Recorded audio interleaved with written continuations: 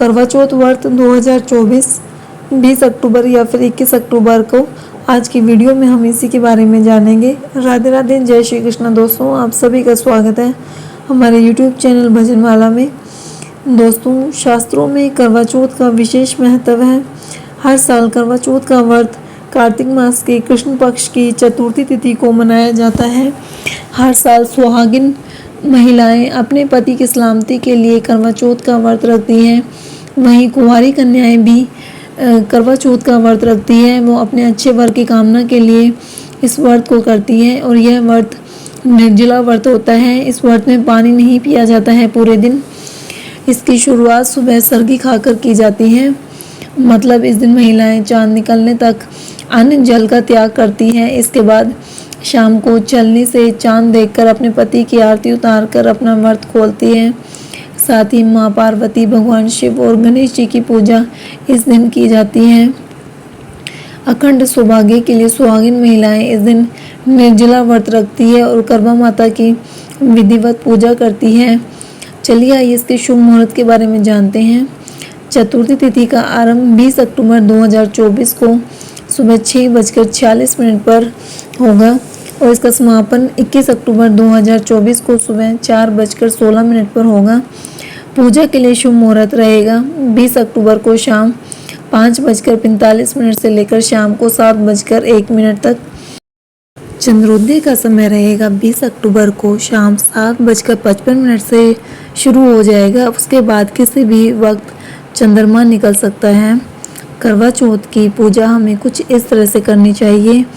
करवा चौथ के लिए पूजा सामग्री हमें ये चाहिए: मिट्टी या तांबे का करवा और उसका ढक्कन, साथ में एक थाली चाहिए होती है जिसमें चांद देखने के लिए छलनी रखी जाती है, लकड़ी की चौकी जिस पर आप एक साफ कपड़ा बिछा लीजिए, 16 श्रृंगार का सामान, पान, सींग, कलश, पूजा के दौरान जलाने के लिए या घी का दीपक, घी या फिर तेल का दीपक आप जला सकते हैं, रुई की बाती, शुद्धिकरण के लिए गंगा जल, पूजन के लिए बिना टूटे चावल, चंदन, फल, पीली मिट्टी, पूजा के दौरान भगवान को अर्पित करने के लिए फूल, हल्दी, लकड़ी का आसन, चूड़ियाँ, सिंदूर, मेहंदी, देसी घी, कच्चा दूध, दही, शहद, शक्कर का बूरा, माथे पर तिलक लगाने के लिए रोली, मोली, मिठाई में हम खीर, हलवा ले सकते हैं जो कि चंद्रमा को भोग लगाने के लिए है। दक्षिणा के लिए रुपए। पूजा के दौरान वातावरण को सुगंधित करने के लिए धूप और अगरबत्ती जलाई जाती है।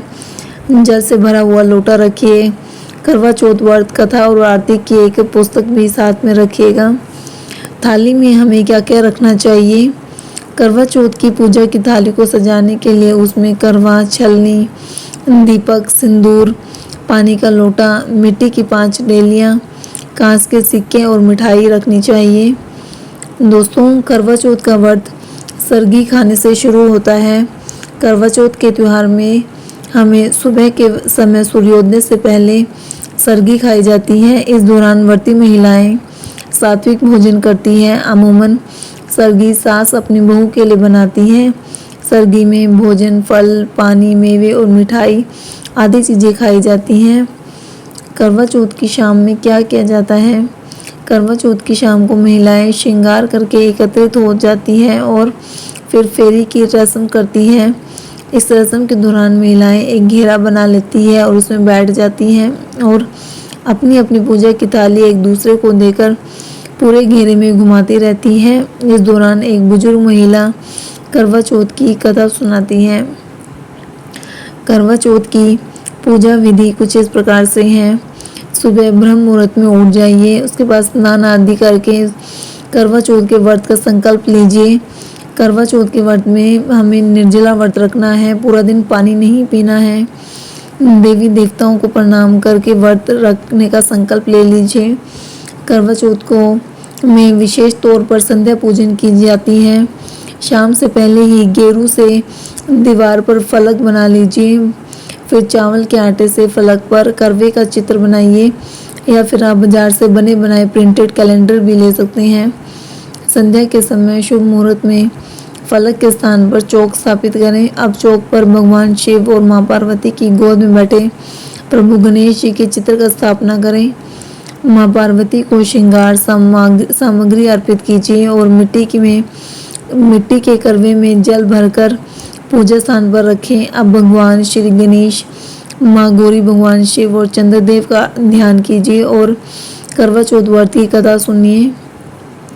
चंद्रमा की पूजा कर उन्हें अर्घ्य दीजिए। फिर छलनी की ओर से चंद्रमा को देखें और उसके बाद अपने पति का चेहरा देखें। इसके बाद पति द्वारा पत्नी को पानी पिलाया जाता है ताकि व्रत का पालन किया जा सके। घर के सभी बड़ों का आशीर्वाद लीजिए। करवा चौथ का महत्व बहुत ज़्यादा है। शास्त्रों के अनुसार माता पार्वती ने शिव को पाने के लिए करवा चौथ रखा था। इसी व्रत के बाद ही उनका विवाह शिव के साथ हुआ था। इसके बाद से ही करवा चौथ के व्रत की शुरुआत हो गई और सभी सुहागिन महिलाएं करवा चौथ का व्रत रखती हैं। अपने सुहाग के अच्छे स्वास्थ्य और दीर्घायु की कामना के लिए सभी महिलाएं करवा चौथ का निर्जला व्रत करती हैं।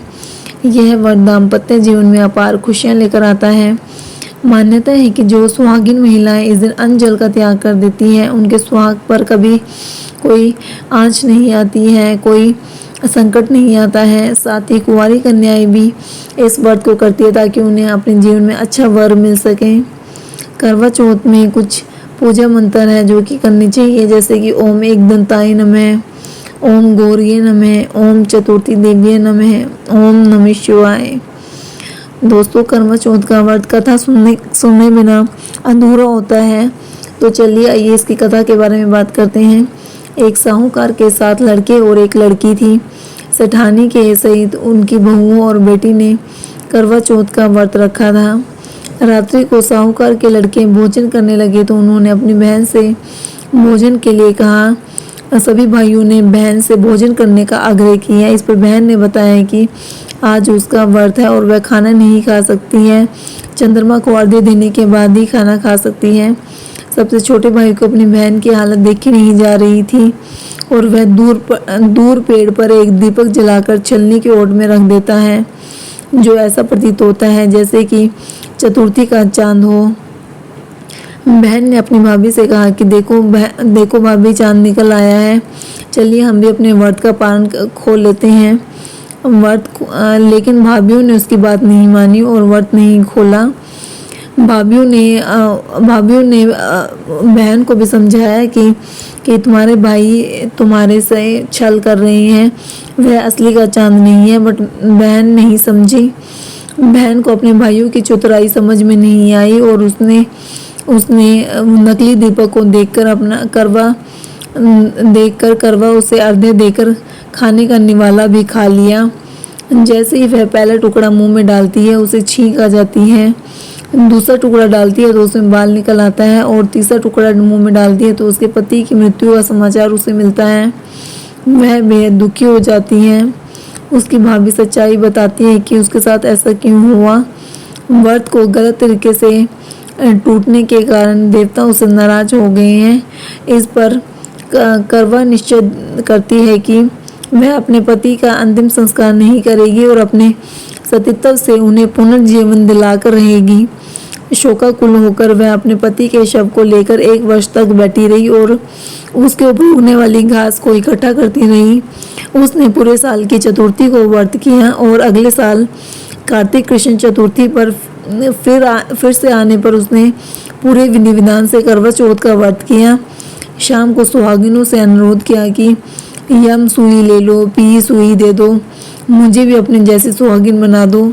जिसके फलस्वरूप करवा माता और गणेश जी के आशीर्वाद से उनका पति पुनर्जीवित हो गया। जैसे गणपति और करवा माता ने उनकी सुनी, वैसे सभी की सुनी, सभी का सुहाग अमर रहे।